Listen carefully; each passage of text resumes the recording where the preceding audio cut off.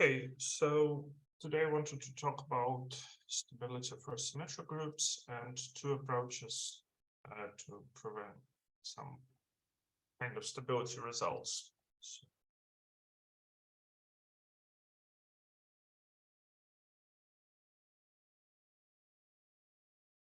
let me start stating what we're going to do. So stability for symmetric groups. And the prototypical version of stability result for symmetric groups is the following theorem due to Nakaoka. And it was proved around 1960, I guess. And it states the following. So consider the usual sequence of classifying spaces where the maps are induced by inclusions of symmetric groups.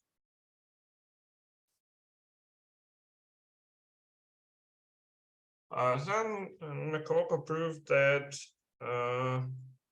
so this is the map sigma, that the map sigma actually, well, this family of maps exhibits homological stability, meaning that this map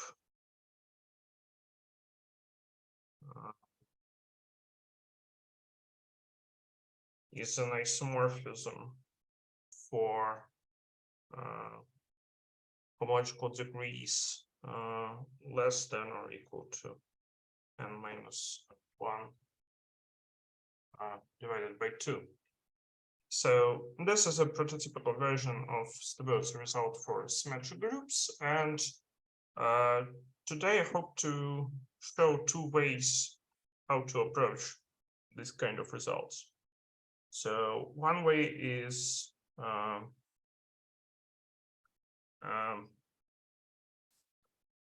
to deduce stability results from kind of Madsen-Weiss theorem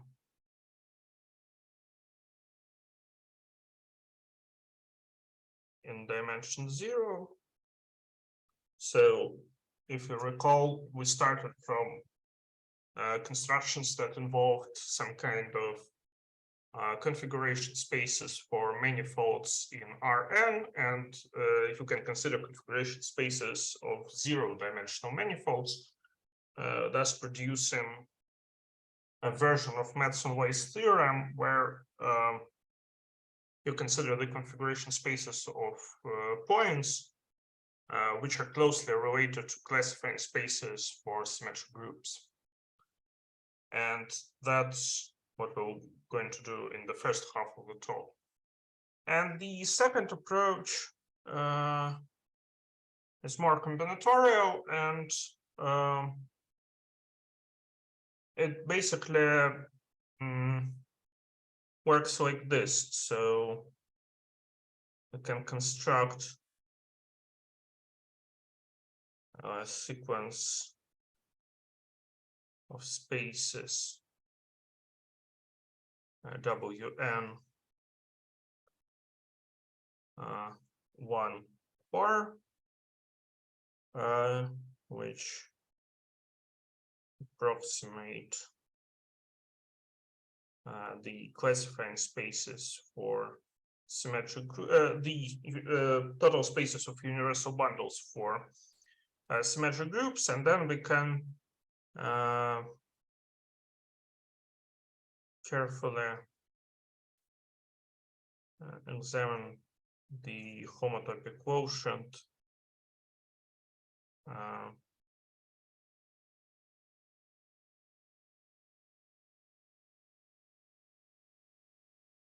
to obtain some results on the stability of symmetric groups.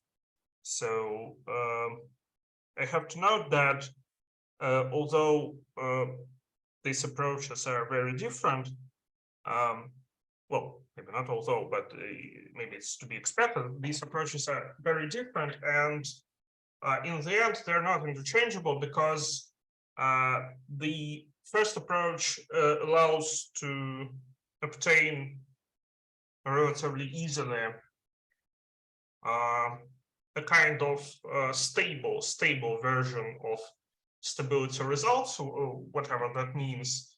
And also it allows, for example, to easily obtain a similar result for great groups. But it doesn't allow for proving a result exactly like Nikolakis theorem, because when working with Madsen-Weiss theorem, we sort of lose the information about the convergence speed of such stabilizing sequence, which means that the second approach is also necessary to obtain a more refined versions of these stability results. Okay, so let me start by recalling some basic facts about the group completion theorem, which is the fundamental part of the first approach. So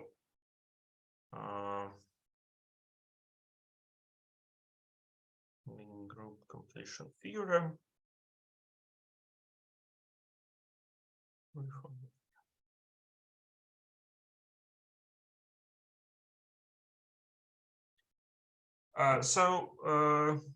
Let me first of all describe construction,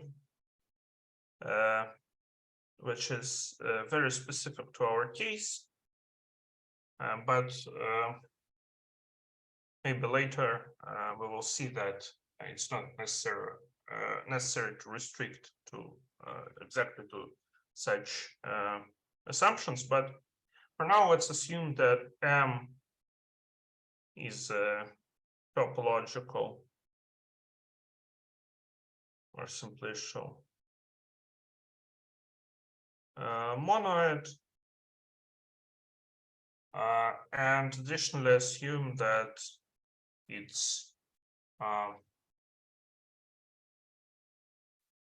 its set of components with the monoid structure induced from M is isomorphic to non-negative integers with operation of addition.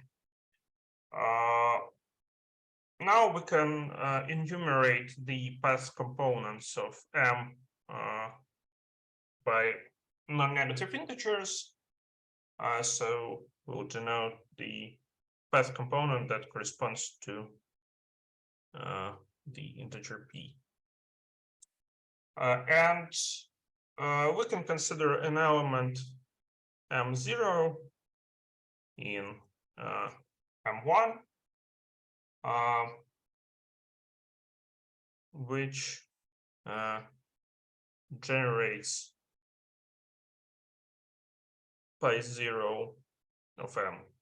And this just means that, well, basically by assumption,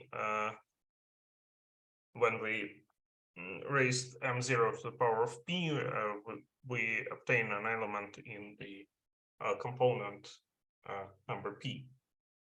So we get a map from MP to MP plus 1,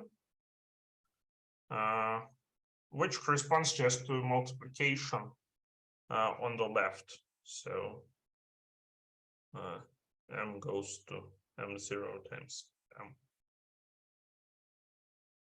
And then we can consider a sequence of topological spaces of the following form.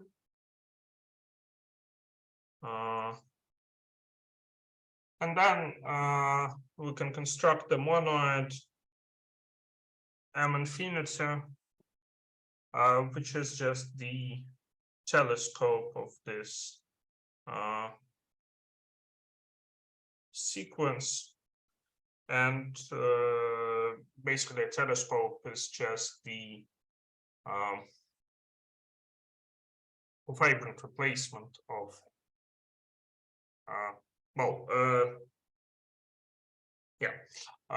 the cofibrant replacement of this. The telescope is not it's the homotopic colimit of this sequence. So essentially what happens here is that we have this element M0, and when we take the homotopic colimit of this kind of sequence, we basically just invert M0. So what happens is that the pi 0 of M infinity is just Z. So it's a kind of a standard construction when you take this kind of telescope to invert some element. So for example, the same construction yields the rationalization of a sphere or something like that. So basically, a similar logic can be applied in other situations where you have pi 0, which is larger than non-negative integers. But for our purposes, it is sufficient to consider only M infinity of the following form. Okay, so we can also consider the following topological monoid, TM, which is the mapping telescope of a very similar sequence. But here, instead of taking individual components, we take the whole M, and it can be easily seen that TM splits as a product of Z and M infinity. So to see this, we can just consider the following square-shaped diagram, which looks like this. So we have individual sequences from the definition of M infinity here as diagonals in this diagram. And then it is clear that when we pass to homotopic colimits,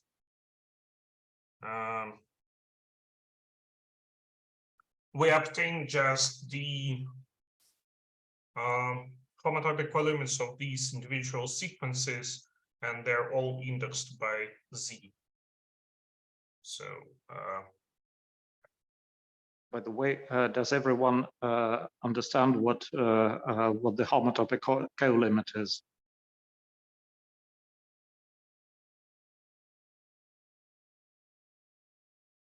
Well, let's see who's there.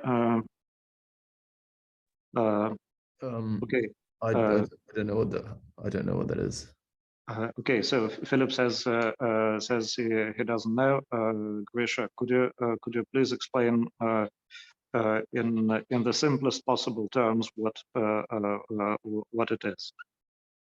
Well, I guess the upshot of this construction is that the homotopic colimit is a kind of colimit that is invariant in the homotopic. But basically, let me just give an instructive example of this thing. So consider the inclusion of... Гриш, я просто предлагаю сказать, что значит, мы берем какую-то диаграмму и приклеиваем цилиндры по стрелкам этой диаграммы. Okay. Okay.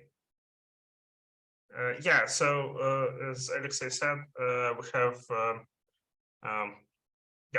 so there is a particular way of constructing the simplicial replacement of a diagram, I guess. So assume that we have a diagram in topological spaces, for example, our diagram, which is just this infinite sequence.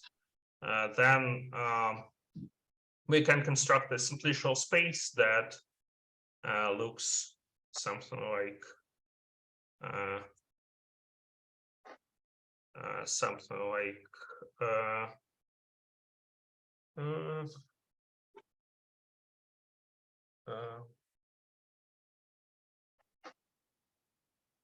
something like this. So assume that we have a sequence. So T0 goes to TP in D. Then we take the product of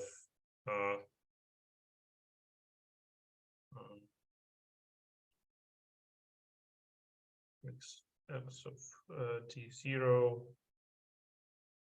yes, x of TP, and then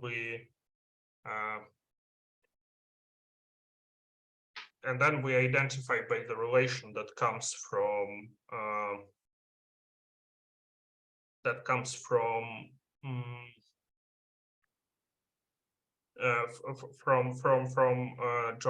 dropping some arrows in this sequence. Yes, the idea is like this, and for example, here this means that we just take a space, say x. Гриш, по-моему, здесь как-то слишком много.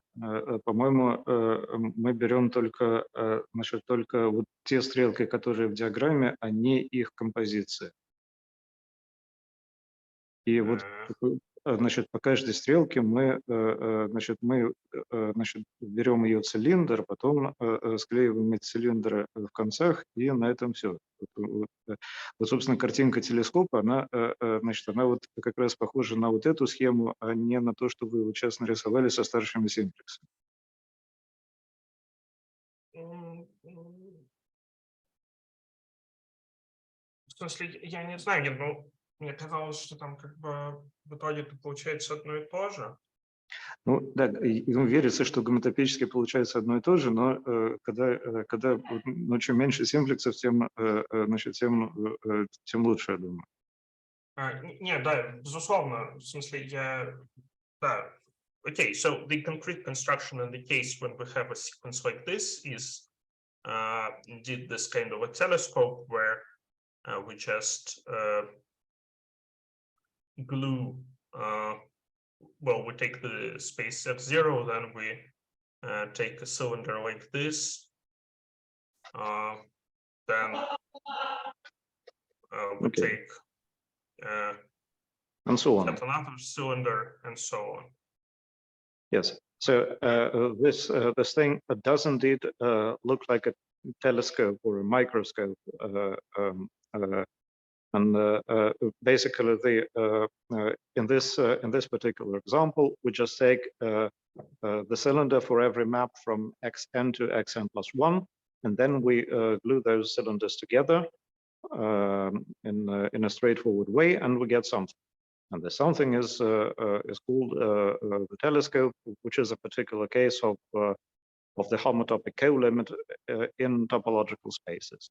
And there is a more general version for arbitrary model categories, which we don't need at the moment. But if we need it, we'll talk about it. Yeah, definitely, yes. Yeah. One moment. Yeah.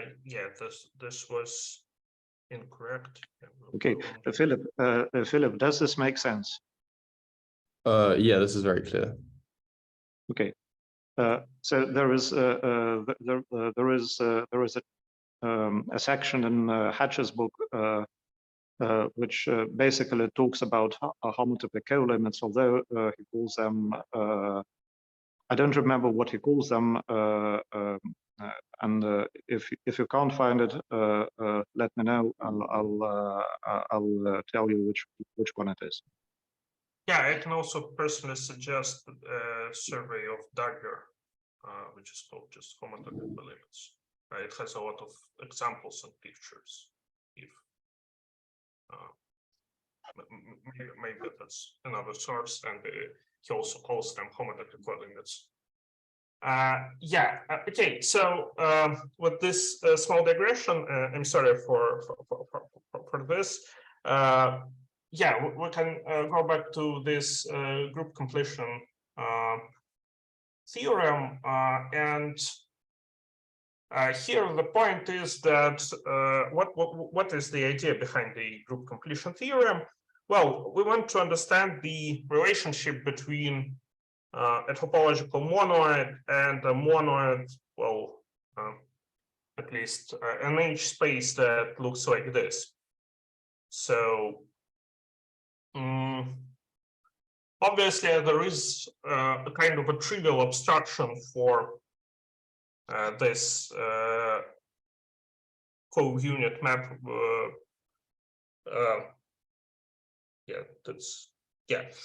For this map to be an equivalence, and this abstraction is that here pi 0 can be almost anything, and here pi 0 is necessarily a group, because when we take an H space, pi 0 is always a group. And it turns out that basically that's the only abstraction to this thing being an equivalence. And moreover, even if this thing isn't a group, we can describe at least homologically what is the homology of this thing. So let me state the group completion theorem. This is due to McDuff and Siegel, and it asserts the following. So assume that M is a kind of topological or simply show monoid. Then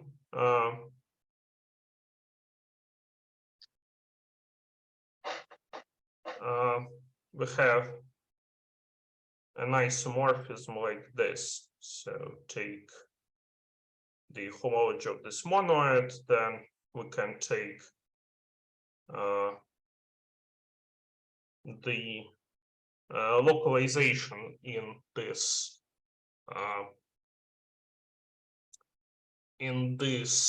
collection of elements, because obviously it embeds here as part of H0. And then turns out that this thing is isomorphic to the homology of this thing. So this can be viewed as the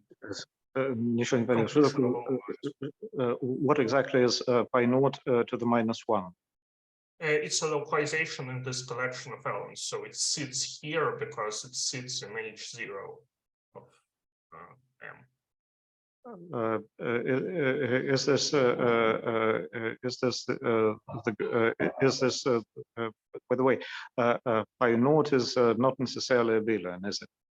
No, of course not. Pi naught is just some monoid.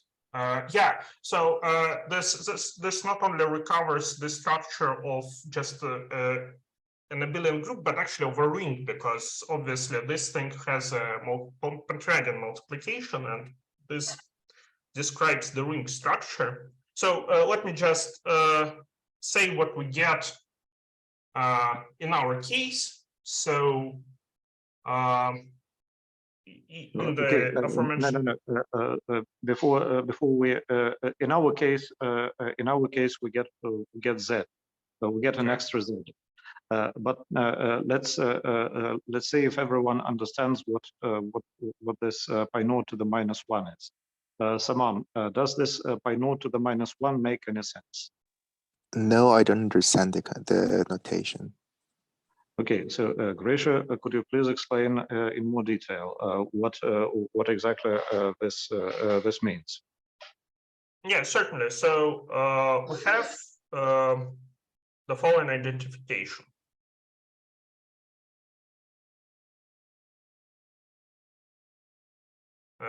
Well, I guess this is classical, that the H0 of any topological space is just a free abelian group generated by the set of components. And in the case of monoids, it's not just a group, it's a ring, because we have a multiplication on pi 0 of M. So it turns the homology in degree 0 into a ring. And actually, the whole homology of a topological monoid with a Pantchagian multiplication is an algebra over this ring in an evident manner.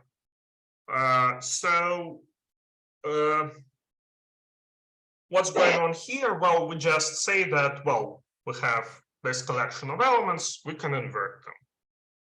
And that's it.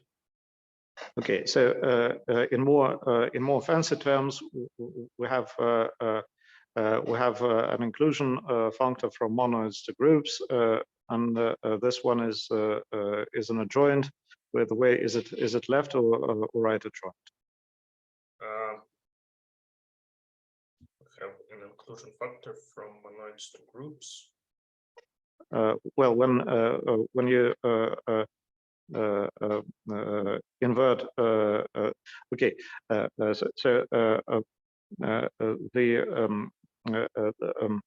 pi 1 of m is just a monoid in general for a general m.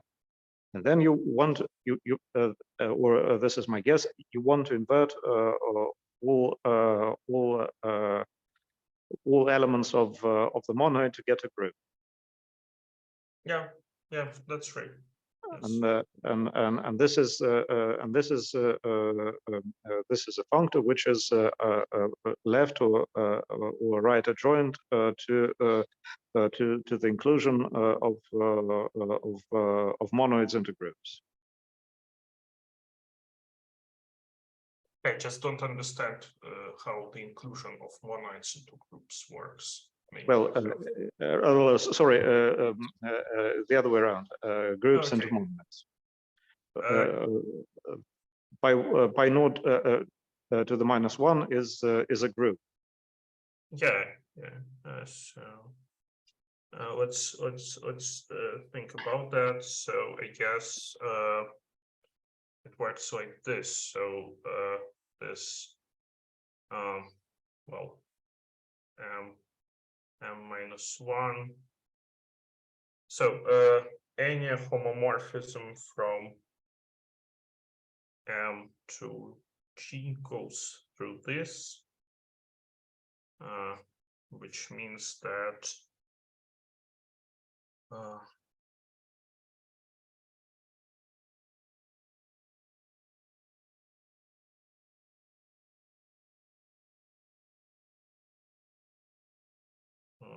that we have this. I'm just writing it for ordinary monoids, but it's relevant. And this means that I guess we have to write it like this. So it means that it's a left adjoint. Okay, Volodya, do you agree with what Grisha just said?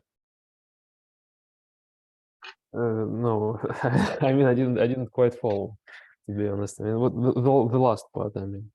So what we're trying to say, that there is some adjoint function. So we have the inclusion, we have the functor which so that's the forgetful functor which forgets the structure of a group, that we can invert elements. Then we want to identify whether the functor that takes a monoid into the localization of this monoid in itself is left or right adjoint. Yeah, okay. Well, but it's not obvious to me, the last part. I mean, this. Yeah, so consider any homomorphism of monoids from M to a group G. Then the image of M is necessarily invertible. It consists of invertible elements. Oh, okay, I see, yes. So this means that it necessarily factors through this localization. It's basically the universal property of the localization. Okay. And then we have this identification which shows that it's in fact the left adjoint. Yes. Okay. Does everyone agree with what just happened? Okay, so let's it's a good example, but let's move on. Yeah, all right. moving on, we can see that for our case, this means that we have a homological equivalence between Tm and omega Pm.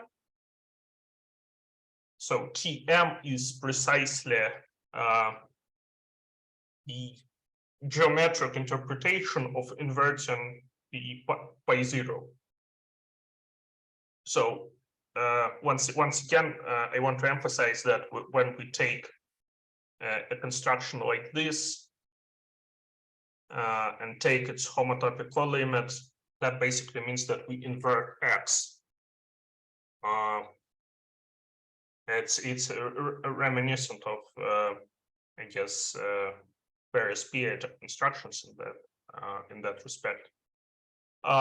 Okay, and if we restrict to the connected components, we get a homological equivalence between M infinity and the component based at the base point, the canonical base point of the classifying space.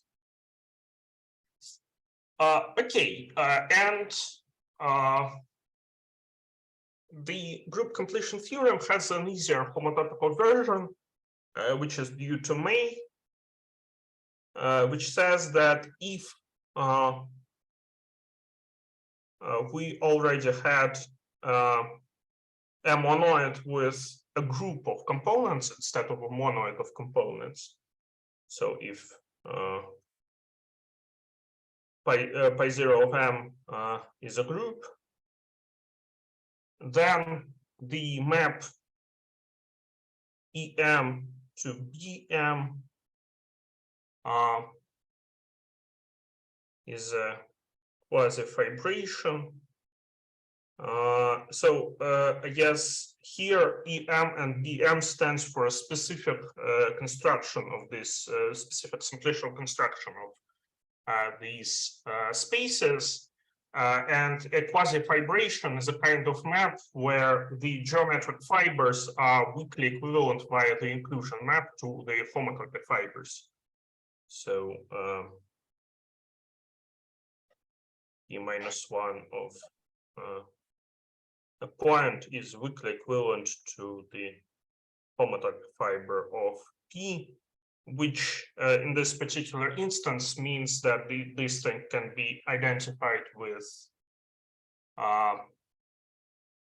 the loops on the base space, because this is contractible, and when we take the homotopy fiber, we just obtain the loops. And this thing here, because of this, precisely because of this simplicial construction, can be identified with M itself. So this provides this kind of equivalence. So this is a version where we don't need to invert anything, and it's quite, actually, that's not a hard statement. It's quite easy to see that we indeed have a homotopic equivalence between the two. By the way, is this an equivalence of H spaces? Yeah. No. One needs to be careful. Is this just is this a nonist equivalence, or is it an A-infinity equivalence? No. I think because on the right we have an A-infinity space. On the left we have often we have a genuine associative space. So my guess would be this is some type of an infinity equivalence, and well, I think we can settle for an equivalence of H spaces. Yeah, but or a weak A-infinity equivalence, because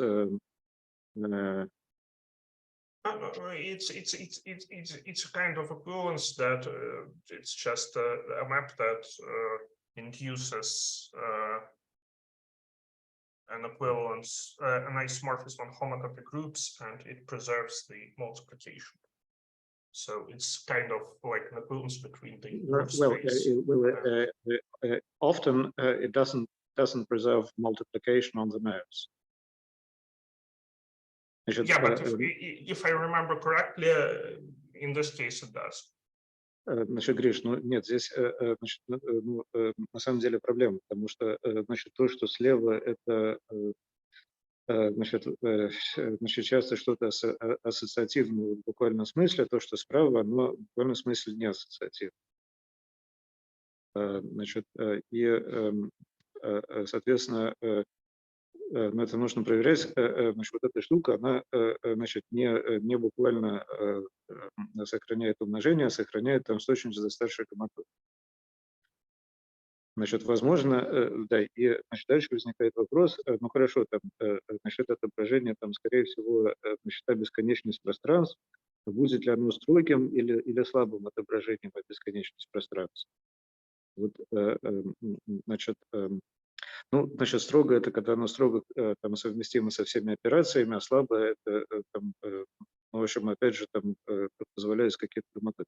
В общем, это все-таки наш вопрос, на который сейчас, ну, в общем, если вы знаете ответ, это было бы интересно, если не знаете, то я думаю, что не страшно. Не, ну, в смысле, я думаю, что в этой ситуации то, что написано у Мэя, там просто эквивалентность, потому что вот эта омега для Мэя, это просто, ну, как бы симпатиальная группа, которая вот, по кану, пространство петель по кану.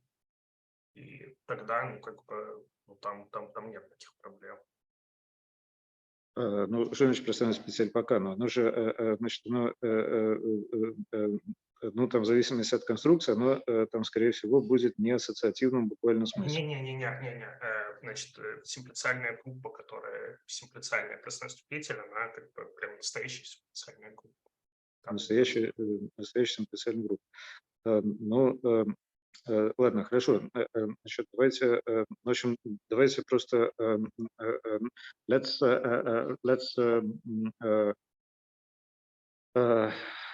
just know that there is a potential issue here, depending on which model one uses for loop spaces and so on. And definitely, yes. And besides, let's move on. Yeah, besides, it's not essential for our purposes. So. Yeah, I'm not sure. Do I need to recall something about the scanning map and the way that we constructed like spheroids for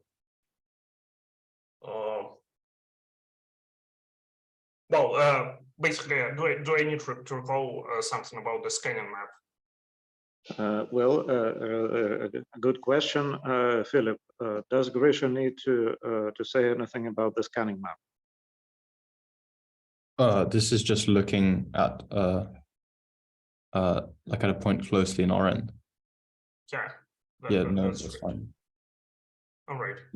Okay, Saman and Volodya, what do you think about the scanning map? Well, I don't remember anything. Me too, I don't remember. All right, then let's briefly recall the scanning, something about the scanning map. So what's going on here is that this construction is basically, well, it's relevant. Never mind. So assume that we have a submanifold in Rn, then we can try to look for it using a magnifying glass. And the way it goes, so we have a submanifold like this. In our case, it's just a collection of points because we'll deal with zero-dimensional manifolds. And sometimes our lens catches something, sometimes it doesn't. So here we have an empty set, and here we have this thing. And since our lens is sufficiently small, we can assume that, well, this is almost flat. And then we can even say that if it's almost flat, then we can continuously deform it into something that is genuinely flat. So we can deform this submanifold inside of our lens into the, for example, tangent space to this submanifold, and similarly for zero-dimensional manifolds. But here we don't even need to deform anything because, well, the point is already flat. So what we get here is just the following map. So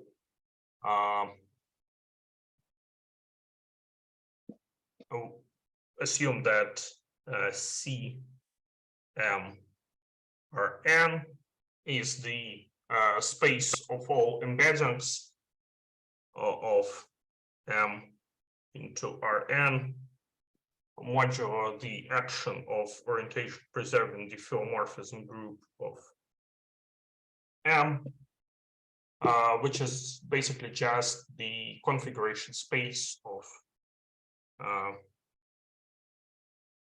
various embeddings of M into Rn. Then, by means of this construction of looking for a manifold in Rn, we obtain a map into the affine Grassmannian of d-dimensional subspaces, affine subspaces in Rn, with one additional point at infinity, which corresponds to the situation where we get an empty lens. So basically, this is the scanning map. And in particular,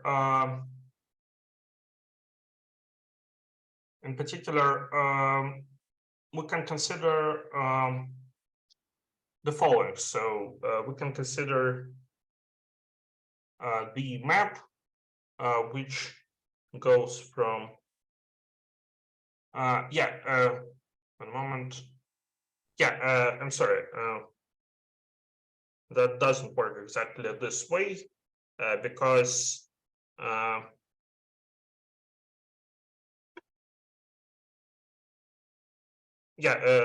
sorry. So that was almost correct, but the correct scanning map actually works like this. So we map this space of configurations inside into the n-fold loop space on A, G, and T. And this n-fold loop space comes from the fact that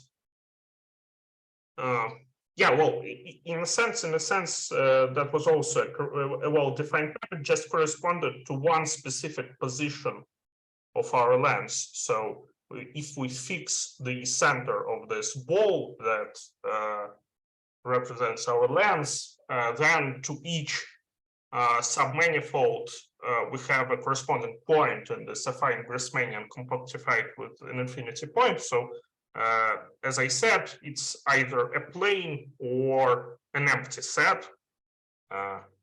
And the n-fold loop space comes from the fact that we can actually move around. So we can move the center of the lens, and the center of the lens corresponds to a point in Rn.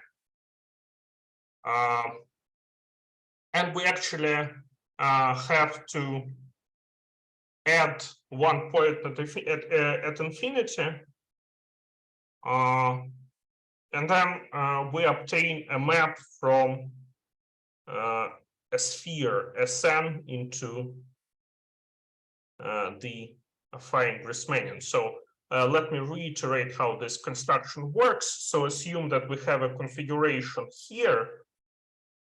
So assume that we have a submanifold in Rn. Then this submanifold goes to all possible values of this lens map, so of this, on various shifts of the center of the lens. So M into Rn corresponds to a spheroid that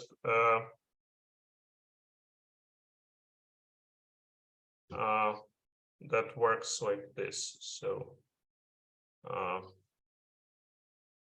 the point here parameterizes the center of the ball, and it gives the value of what the lens returns on this specific submanifold. Okay, does this make any sense? Saban, Volodya, Philip.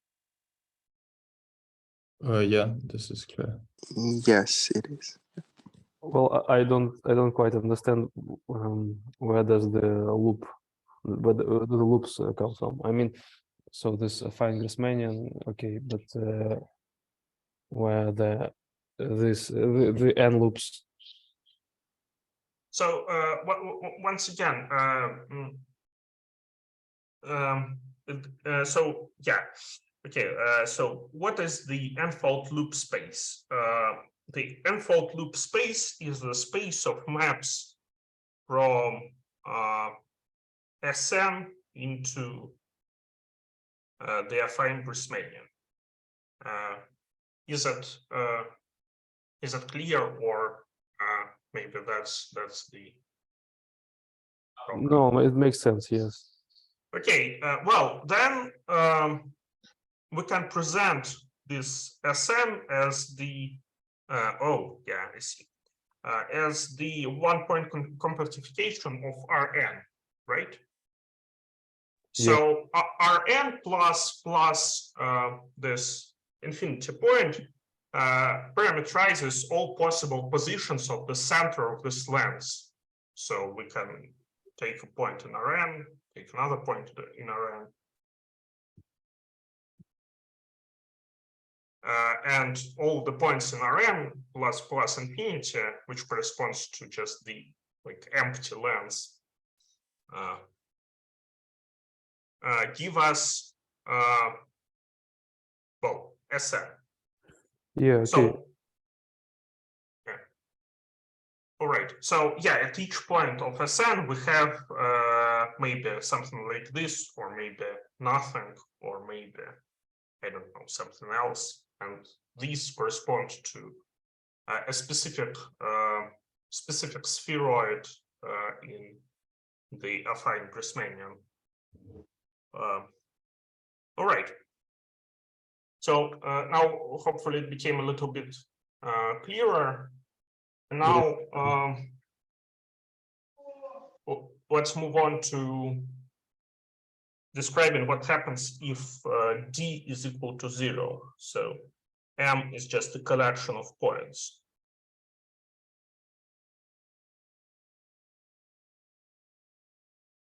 That will be the essentially interesting case for symmetric groups. So we define a space Cn is a space of configurations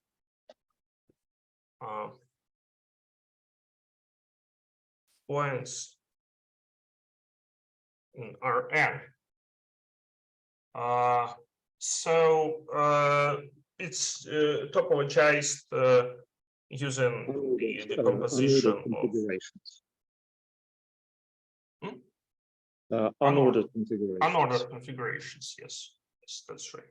It's topologized using the fact that it can be presented as a co-limit of k point configurations and unordered configurations, and these are just Rn without the diagonals modulo the action. Sorry, Rn to the power of k modulo the action of sigma k. So it has a clear quotient topology, and this thing is topologized as a direct limit. All right, so we have the following description of the homotopy type of Cn. So Cn is homotopy equivalent to Sn, where Sn actually sits inside of Cn, and this is just the subspace which corresponds to 1 point configurations plus the empty configuration. So once again, we use the fact that Sn can be presented as Rn plus infinity, and we just say that, okay, 1 point configurations are parameterized by points of Rn tautologically, and we also must have the empty configuration, and that's the point of infinity. So how do we prove that we actually have this kind of an equivalence? Well, it's even a deformation retraction. So how do we construct such a retraction? I'm not sure. Maybe I don't need to recall this because it's absolutely similar to the argument that Alexei gave us 2 talks ago or 3 talks ago. I think it wouldn't do any harm to review this construction. Yeah. All right. So assume that we have a configuration C inside of Cn. Then C admits a tubular neighborhood.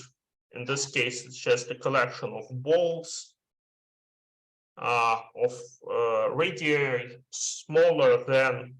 So this is the radius of these balls, which are centered at the points of C, and this radius is the minimum of the distance between the points divided by 3.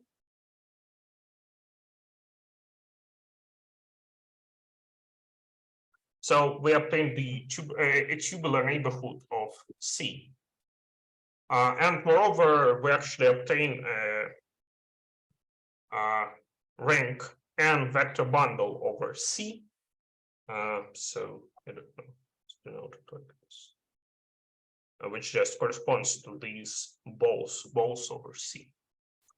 And we denote by dc the distance from 0 to C, which is just the minimum of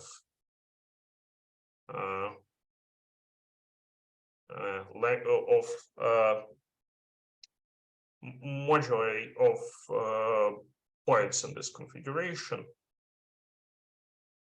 So this is the distance, and there are 2 possible situations. So either the 0 lies inside of the origin, lies inside of this tubular neighborhood, or it doesn't. So the first case is when the distance is greater than or equal to this radius of balls, meaning that the origin is outside of the tubular neighborhood. Then we can rescale Rn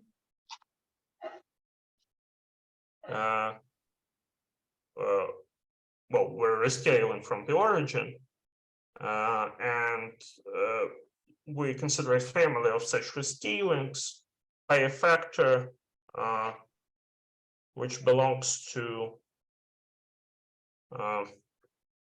this segment where we just include the infinity, and we obtain a path from this configuration to the empty set, because C just goes to infinity and becomes the empty set.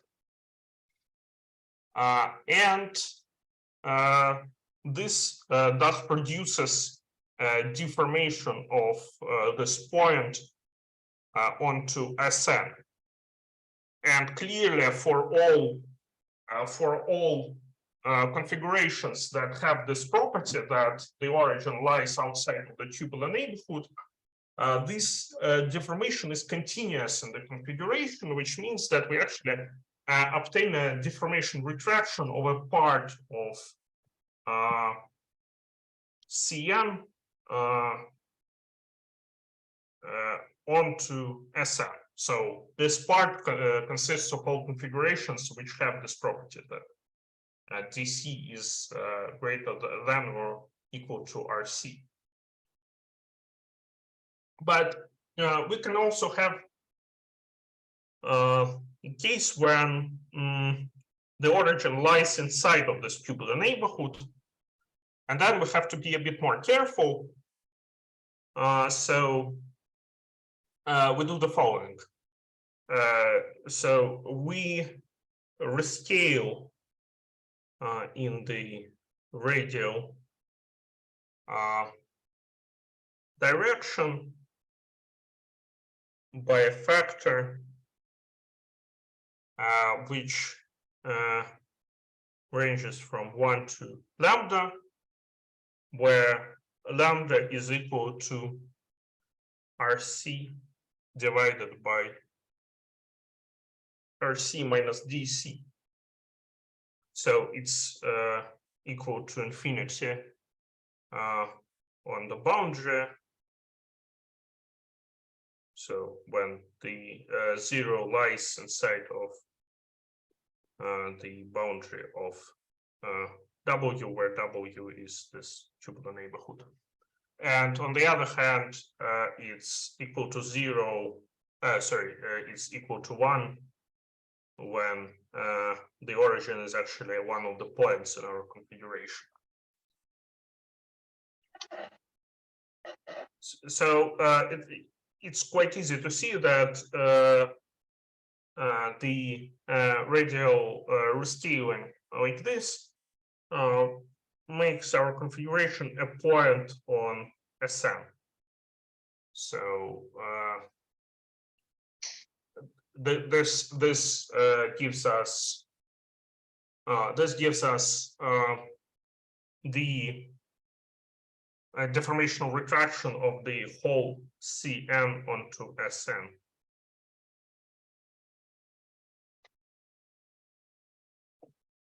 I don't know. Does it make any sense? I don't know either. Saman, Philip, Volodya, what do you think? Makes sense. I guess, yeah, it's clear for me. Oh, yeah. Right, great. So now we will also need the following filtration on Cn. I'm sorry once again if that's all very clear, because once again I'm just repeating what we had for manifolds of positive dimension. So we have a filtration on Cn where C and K consists of manifolds which belong to the following subspace of Rn,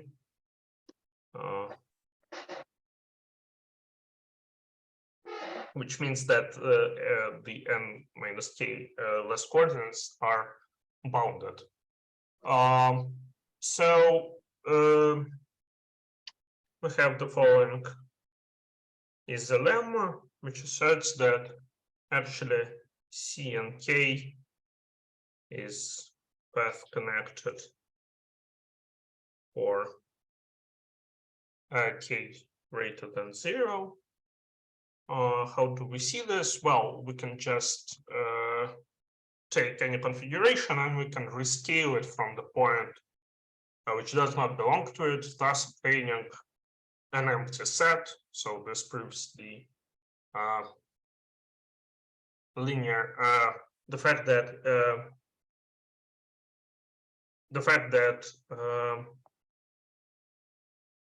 the space is connected. Why K must be greater than 0? Well, because we should have at least one coordinate that allows for such rescaling. So if we have at least one R factor here, this means that we can rescale in this coordinate and obtain an empty set.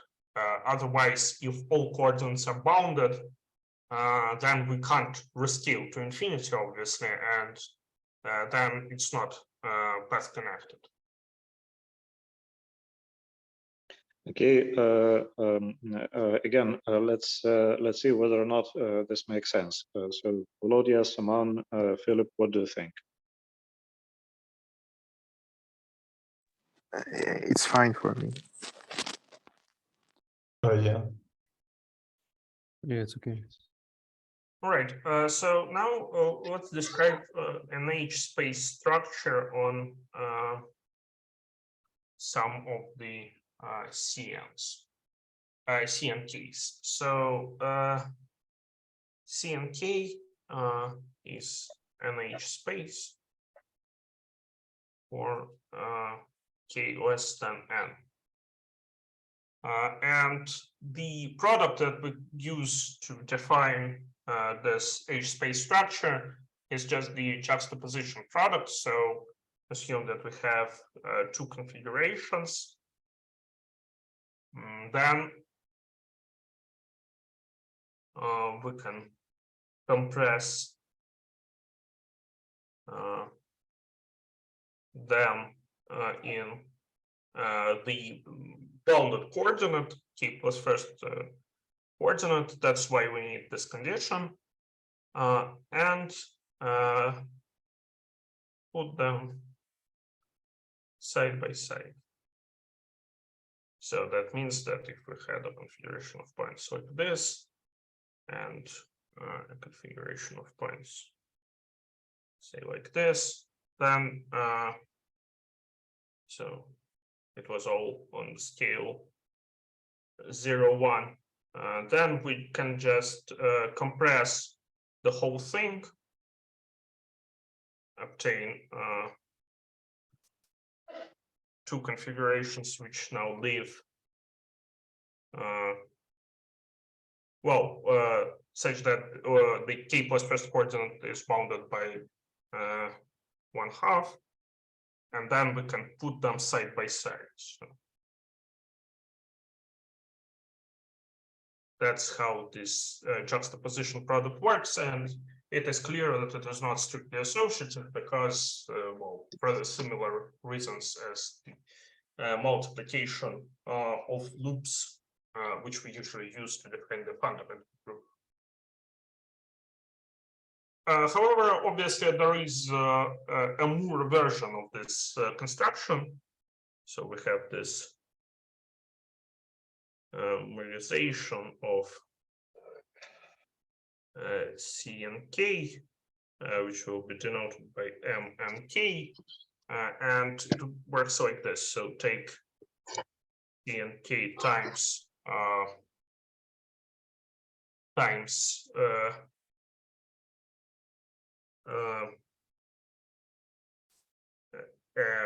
semi-interval like this, and inside of it take the subspace M and K, which consists of pairs CA, where C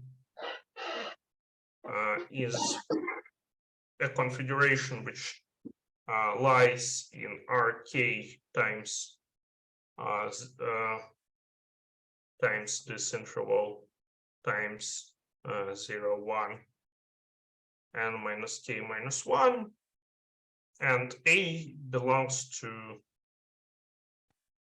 this semi-interval that we used for the definition of M and K. So then the juxtaposition product becomes strictly associative because now we just put two configurations side by side and we add up the second components. So it's clear that if we had configuration here and configuration here, then we can just put them together and take the sums of two lengths that bounded the coordinates of the first and second configuration, and obtain a new configuration. So now it's strictly associative. Moreover, we have the inclusion of C and K into M and K, which maps the configuration into this pair. And it's quite clear that we actually have a deformation retraction of M and K onto C and K, which is given by rescaling. So this in particular means that we have an equivalence between the loop spaces of C and K and M and K. And as it turns out, since M and K is now a strict monoid, this space here is accessible by the group completion theory. Okay. So now let me describe yet another construction. We have a sequence of maps which corresponds to length enlargement in a sense. So we have a sequence like this. Let me explicitly explain what each map is. So consider C and K, then we have a map into omega C n K plus 1, which corresponds to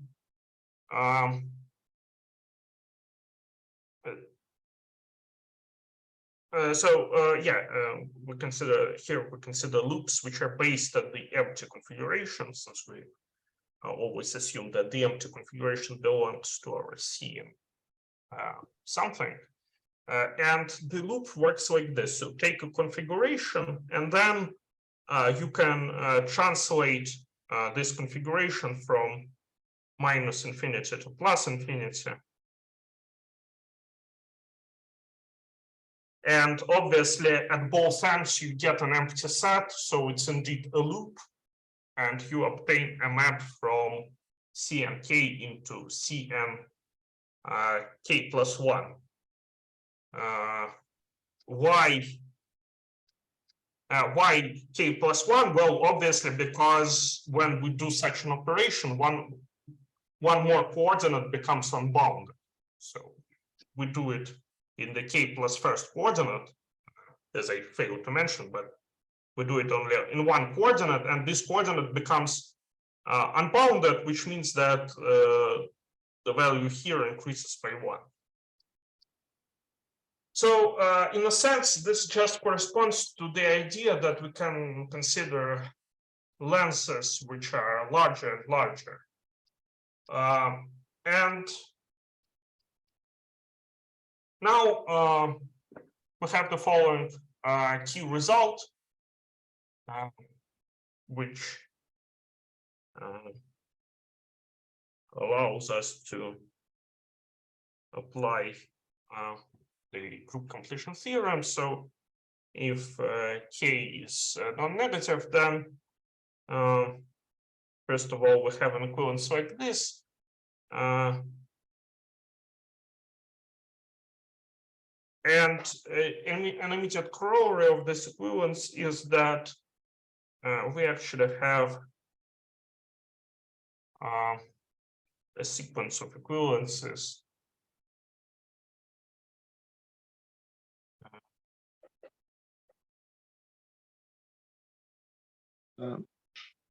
Okay, does this work for K equals 0? This does, and here we require K to be positive. Okay. Well, if people remember, in the two-dimensional case, the case K equals 0 was had to be treated differently to the other cases. So what about dimension 0? Yeah, we'll see everything in a moment. So I just wanted to say one last thing in the formulation of the theorem, that this map So this is this retraction equivalence, and the composite is the group completion. Obviously. All right. Yeah. Let's. And also, at some point, we will need to have a break. So, Grisha, what do you think? When would it be logical to have a break? Well, I guess we can discuss this this result, and then I guess we can have a break. But maybe, yeah.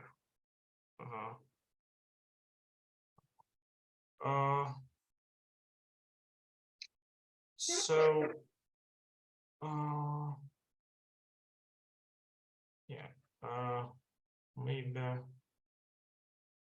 or maybe I guess maybe it's a good idea to make a break right now and then go. After the break, I'll prove this. Okay, so let's have a 20 minutes attention that we've just obtained two quite non-trivial results. Well, the first one is about the cohomology of the symmetric group and well, the infinite symmetric group, and the second one is about the cohomology of the infinite braid group, and both are quite interesting. Yeah, but also I wanted just to explain why I tried to do all this. I tried to sort of obtain a part of non-stable result where I consider some finite stages of this sequence. So you see, these results are not as useful as the stability results that are obtained using combinatorial methods, because there you can say something about the range of stabilization. Here we only know that we have something for the co-limit. We don't even know that it really stabilizes. Maybe we just take the co-limit and there like we obtain things there. We don't really understand that for specific values of n, we already get what is in the co-limit. But I was not able to do this using this method, at least. Okay, well,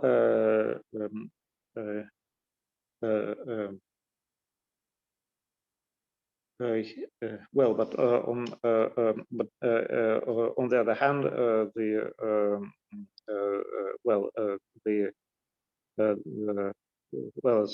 it's always preferable to have a topological argument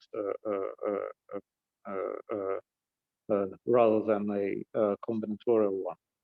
But, yeah, but actually, these arguments that are sort of combinatorial also very nicely could be very nicely explained topologically. But yeah, I don't know if I have time for this. Well, it's up to you.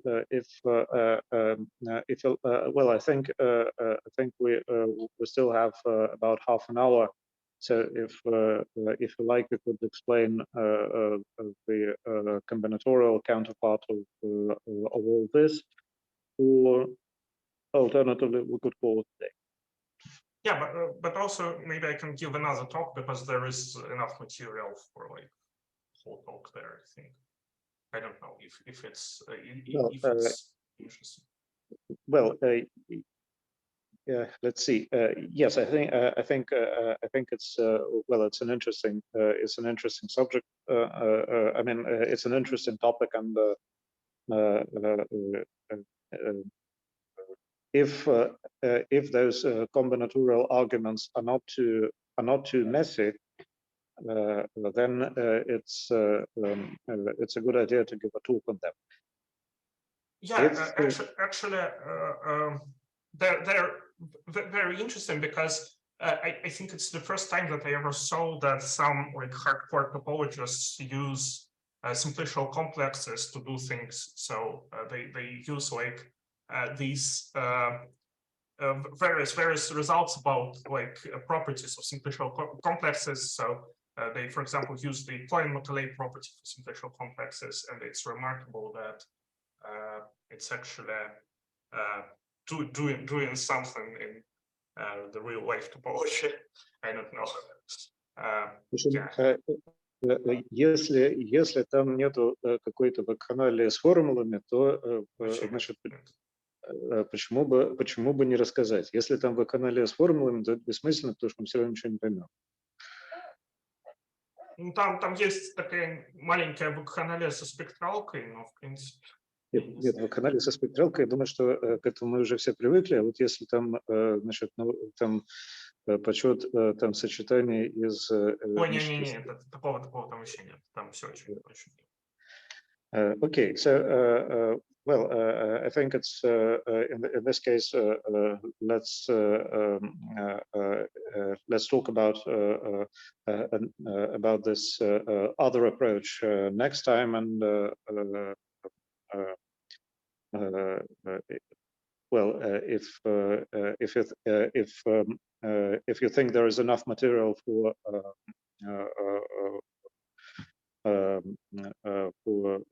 the whole session, well, let's do this next time. Yeah. Also, I can try to explain what is the problem with the argument for like positive dimension manifolds. Oh yes, let's. Well, this is a homework problem for all of us. Go through Hatch's notes again and see and understand why exactly we don't need to worry about k equals 0 in the zero-dimensional case. Yeah, I guess before entering this, maybe I just want to explain why this another approach is so important. So maybe, I don't know, maybe it's motivating, but of course we know the Sears finiteness theorem, which asserts that stable homotopic groups of spheres are finite, and this result essentially follows from the stability result, but if we prove it not like in the way that we did just now, but if we prove it for certain ranges, because then we can identify the homology of of this infinite loop space, which essentially presents the homology of the sphere spectrum with the homology of sigma m for n sufficiently large and the degree sufficiently small, and then we can just say that we can apply the Fourier-Witch theorem modulo the class of finite groups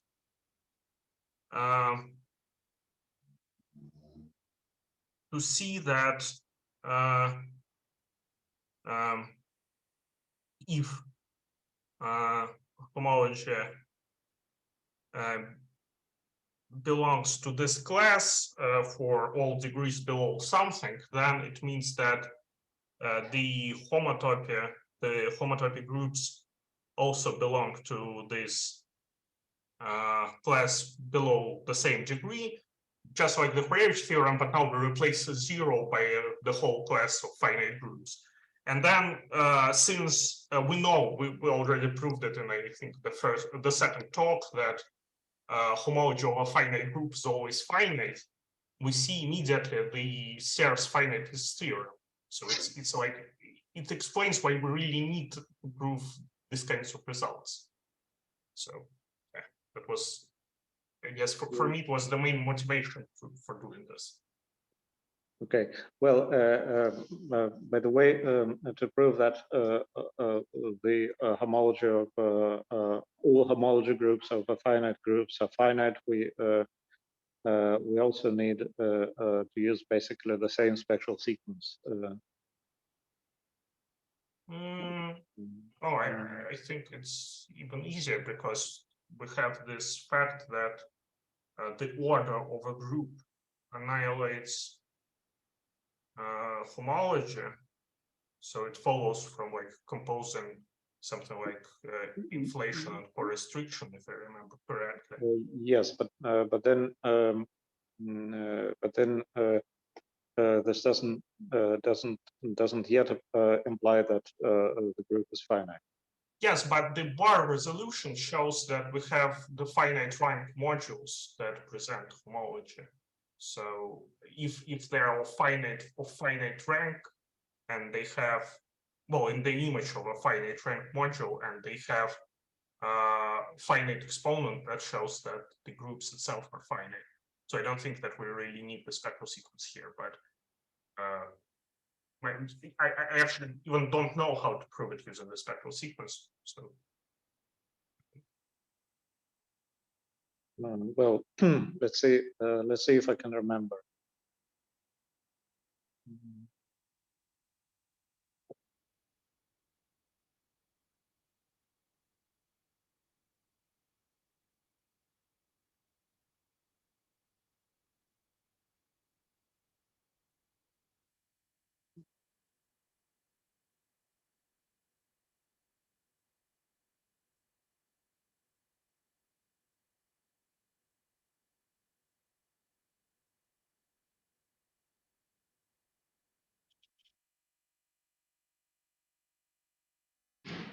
Okay, no, sorry, I was thinking about something else.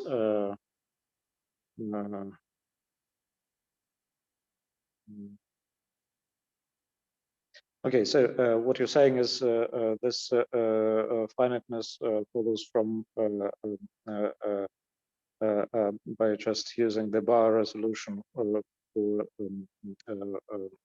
calculating the homology of a finite group.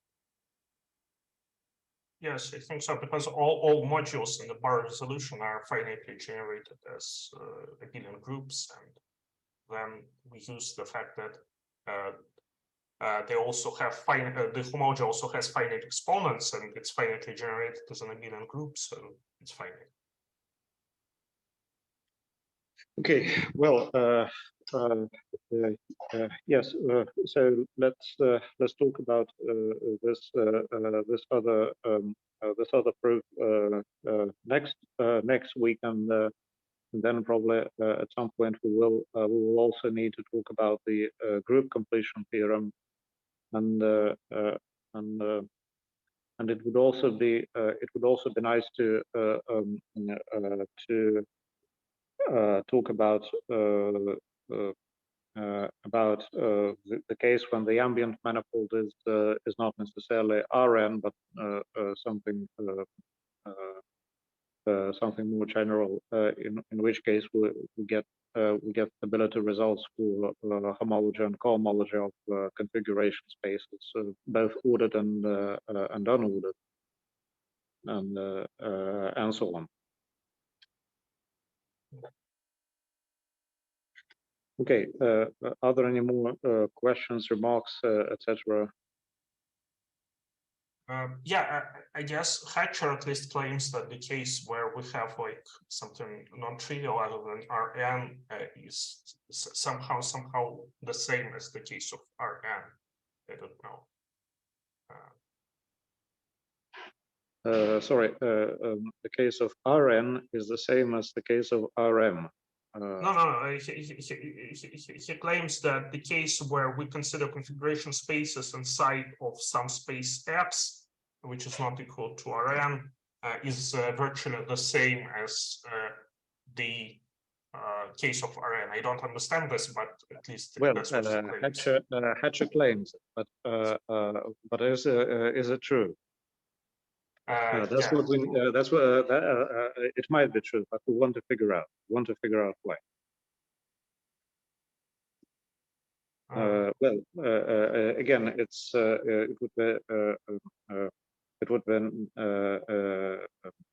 would be nice to include this in some of the talks. Okay, maybe next week, or maybe some other.